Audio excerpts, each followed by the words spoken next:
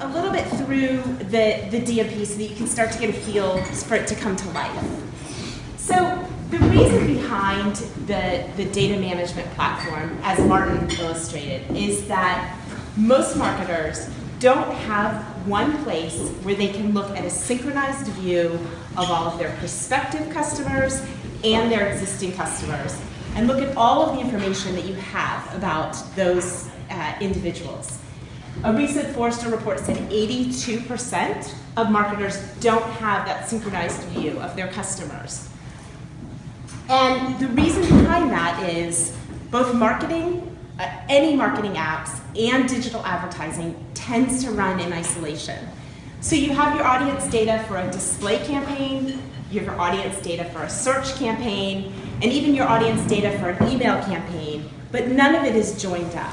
And you might even have audiences or data around customers that are using your mobile apps. But none of that information is joined up. And that makes, unfortunately, a very fractured experience for all of our customers. So the data management platform grew out of that frustration for marketers and customers alike. And so what we're going to talk about today is how the data management platform takes all of that data and brings it into one place so that you can start to build audiences and unify your data and build the right audiences and then use those audiences across any channel. So if you have one audience that you can use in multiple channels, then you can ensure that you're giving a consistent experience to customers across all of those channels. So what does that look like? The data in could be data from any source. So it might be data from your website. So visitor experience, where has someone visited on your website? It might be CRM or e-commerce data. So what have they purchased? What have they returned? So bringing all of that data into one place it is the first bit of the data management platform. And then you can connect that data that you have, your private data or your first-party data, to all of the third-party data that's available. So how many of you are buying third-party data today? Okay. So with the data management platform, you can access a huge third-party data marketplace, which is kind of what this group was over here, right? And then once that data is in one place, you can build an audience and push it out to any channel. We have, the Oracle DMP has a pre-built integration to more than 400 activation channels. So that's DSPs, it is social channels, it's site optimization tools, it is video channels, really anywhere that you want to communicate with your customers. We have pre-built integrations so that you can quickly get your audience data there and target them in those channels. So let's take a look at what that actually looks like within the data management platform. Does anyone have a data management platform already today in place? And has anyone seen the Oracle data management platform? Okay. All right. Good. So this is, you make it easy on me. So the data management platform, oops, I'm getting ahead of myself here. Sorry, getting ahead of myself. So the first most interesting way that you can use a data management platform is to start to crack open the value of your first-party data. So if all of that data is in one place about your customers, then you can start to build really intelligent segments about those customers. So if we take a look at I'm back. So if we take a look at that in the data management platform, let's look at some examples of how you would be able to do that. So just a quick introduction here. This is the data management platform. I've logged in as a marketing user, and it's the one platform where you can create those audiences, get some insight about those audiences, and then push them out to different channels. So it's one place to do all of that. And as you probably know, our data management platform grew out of an acquisition of BlueKai, which was a tool we acquired about 1.5 years ago, and it's continued to develop from there. So if I wanted to create an audience using private data or first-party data, I could go into the platform here, and let me open this up, and we can look at all of that private data that's been brought into the data management platform. I hope I didn't management platform. So some examples of what that might look like is you might be bringing in from your CRM system whether someone is and has an active contract with you, or whether someone has made a purchase within the last 30 days, for instance. Or you could bring in information if you have a subscription or contractual business. You might be bringing in information about whether someone has a contract that's expiring. So all of that information might inform how you want to speak to that person in a display ad or an email, or even as they come to your site, as you optimize the site. So also within the DMP, you can bring in campaign information. So perhaps from all of those different campaigns, you want to bring information in about how customers have responded to those campaigns. Did they respond to a display ad in the past? Did they respond to an email campaign? Because all of that, again, will help you decide if you want to target them in those channels again in the future. So some other examples here is you might want to bring in information about what parts of your site they've visited. If someone's repeatedly coming back to a certain part of your site, then that's probably what you want to target moving forward. That part of your, you want to target that to bring them back to that part of your site. They're kind of virtually raising their hand and telling you that that's what they're interested in.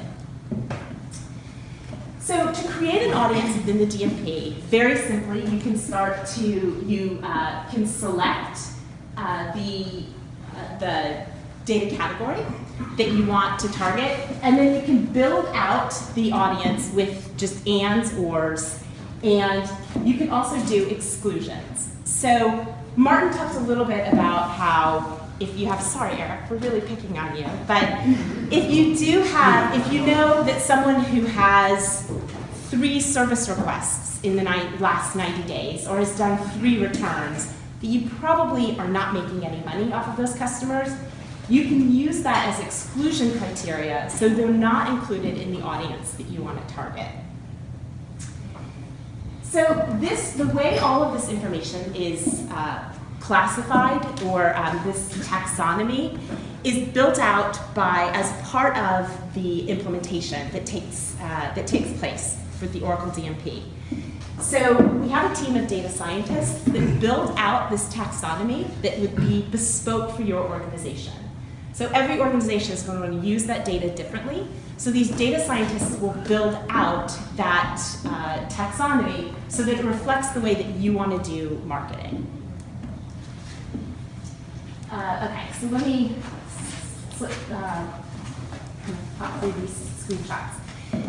So sitting on top of all of that private data is the world's largest third-party data marketplace. So this is where we do that join up between Mandy, who we know is a great customer, and her profile kind of out there in the universe of all of the 2 billion profiles that are available within the Oracle DMP. So the Oracle ID graph is what enables that connection.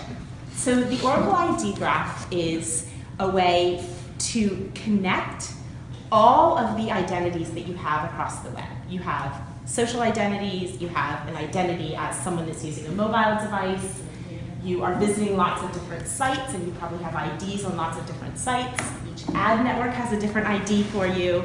Google has an ID for you. So you have lots of IDs in all of these different places across the web. So the Oracle ID graph links all of those together so that you as a marketer can recognize that person no matter where they are. So you can recognize that person if they're on Twitter, or you can recognize that person in an ad network, or you can recognize that person when they come to your own site. So all of that is linked together with the BlueKai ID in the Oracle ID graph. And that's the way that you can start to make those connections across all of those different channels. Does that make sense? Any questions about that?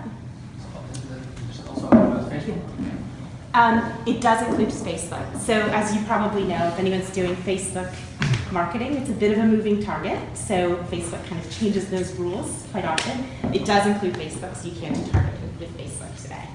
And can you tell us a little bit more about the data in the Netherlands? Because Blue is an American company of origin, I think.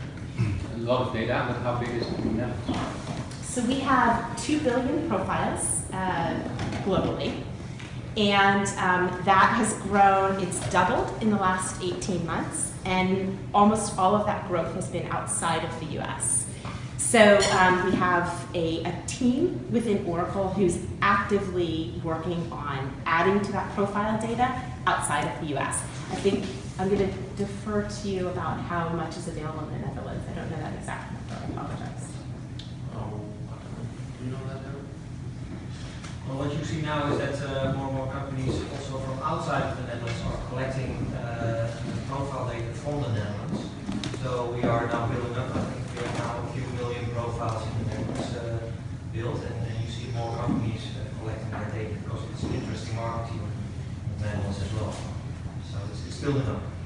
But it is true that it's behind compared to the US and the UK, because those areas used third-party data sharing for not longer than we do in the Netherlands. And probably in the Netherlands, the biggest part is Google and Facebook, if you connect to them. Because Google has also a lot of rich. But it's also Dun & Bradstreet, Nielsen, Comscore data. It could be all kinds of data sources. And also publishers who want to make money out of the profiles that they have. So large Dutch publishers such as Sanoma and Pesco. So we do have Google as part of this ID graph. So we have a server-to-server integration with Google, which just means we do billions of ID swaps per month with Google. So that means when someone visits a site that has a blue Kai tag on it, and Google also has a tag on that, we swap IDs so that we recognize that this person in the Google universe is this person in the blue Kai universe. So we are doing a very tight integration with Google, and we are the only data management platform that has an integration to Google AdWords, as a matter of fact. So if you want to target an audience within Google AdWords, so in a search campaign, we're the only DMP that can help you to do that. So using that third-party data marketplace, so if you can build an audience using all of your private data, but where it starts to get interesting as well is when you add in that third-party data.